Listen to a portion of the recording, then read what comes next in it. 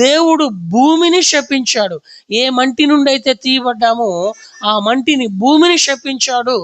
ఆ అపవాది ఆ సాధనంగా కోరుకున్నటువంటి సర్పాన్ని శపించాడు.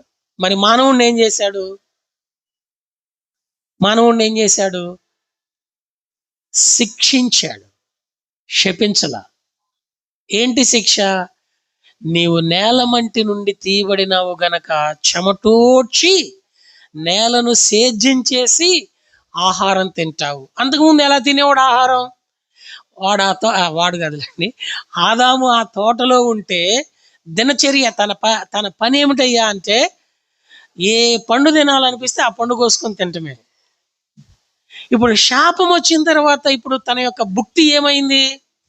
ప్రయాసపడవలసి వచ్చింది, చెమటోడ్చవలసి వస్తుంది. అందుకని ఇప్పటికీ భూమి మీద ప్రతి మానవుడు జానెడు పొట్ట నింపుకోవడానికి, 4 వేళ్ళు లోపలికి పోవటానికి ప్రతి మానవుడు ఏం చేయాలండి?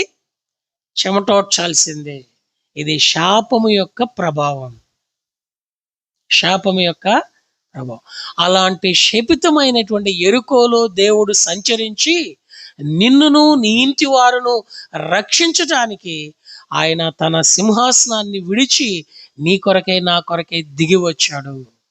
కాబట్టి యెరికో మొదటిది ఎలాంటిదయ్యా అంటే శపితమైనది.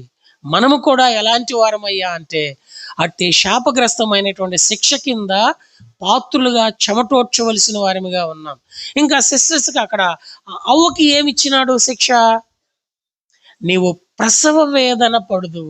అందుకని స్త్రీ ఓ బిడ్డను ప్రసవించింది అంటే పూర్వపు దినాల్లో పెద్దలేమనేవారయ్యా అంటే, ఒక బిడ్డకు జన్మనిచ్చింది అంటే ఆ తల్లి పునర్జన్మ అంటే చచ్చి బ్రతికినట్లు. ఓ ఆడకూతురు ఓ బిడ్డను ప్రసవించింది అంటే ఆ ప్రసవ వేదనలో ఆ ఆడకూతురు గురించి చెప్పబడినటువంటి మాట ఏమిటయ్యా అంటే, చచ్చి నువ్వు 4 పిల్లల కంటే 4 సార్లు చచ్చి బ్రతికినట్టు. అంతకుముందు అది లేదు. శపితమైనటువంటి ప్రభావము.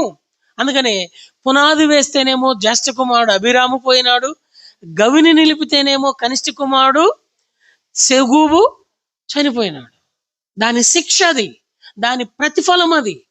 శపితమైన దాని విషయంలో శాపము యెరికో మీద ఉంది. దాని పునాది వేస్తే ప్రథమ ఫలము కోల్పోవలసి వచ్చింది.